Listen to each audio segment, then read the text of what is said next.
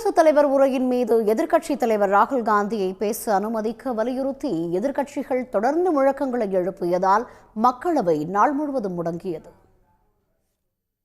நாடாளுமன்ற பட்ஜெட் கூட்டத்தொடர் கடந்த 28ஆம் தேதி தொடங்கியது. அன்றைய தினம் இரு அவைகளின் கூட்டத்தில் குடியரசுத் தலைவர் திருமதி திரௌபதி முர்மு உரையாற்றினார்.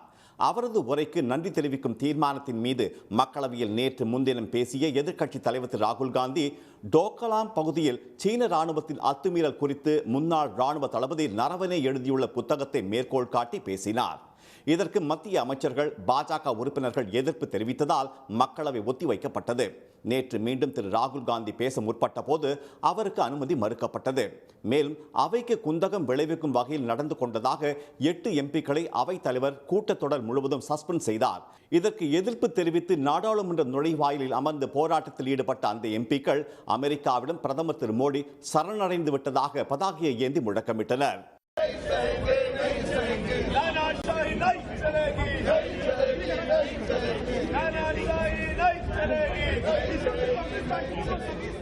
இதன் பின்னர் மக்களவை இன்று காலை கூடியதும் திரு ராகுல் காந்தியை பேச அனுமதிக்க வலியுறுத்தியும் 8 எம்பிக்கள் சஸ்பெண்ட் செய்யப்பட்டதை கண்டித்தும் எதிர்க்கட்சி உறுப்பினர்கள் முழக்கமிட்டனர். இதனால் முதலில் 12 மணி வரையும் பின்னர் 2 மணி வரையும் மக்களவை ஒத்திவைக்கப்பட்டது. 2 மணிக்கு அவை கூடியதும் நேரு, இந்திரா காந்தி, ராஜீவ் காந்தி தொடர்பான புத்தகங்களை மேற்கோள் காட்டி பாஜக எம்பி திரு நிஷிகாந்த் துபே பேசினார். இதற்கு எதிர்க்கட்சிகள் எதிர்ப்பு தெரிவித்ததால் மக்களவை 5 மணி வரை ஒத்திவைக்கப்பட்டது.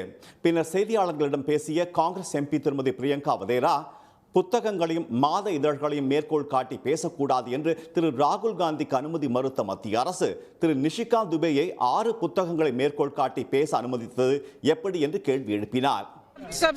सबसे पहले स्पष्ट ये होना चाहिए कि निशिकांत दुबे जी तभी उठते हैं जब सरकार की इजाजत होती है, जब सरकार कहती है कि जाओ हाउस को डिसरप्ट करो।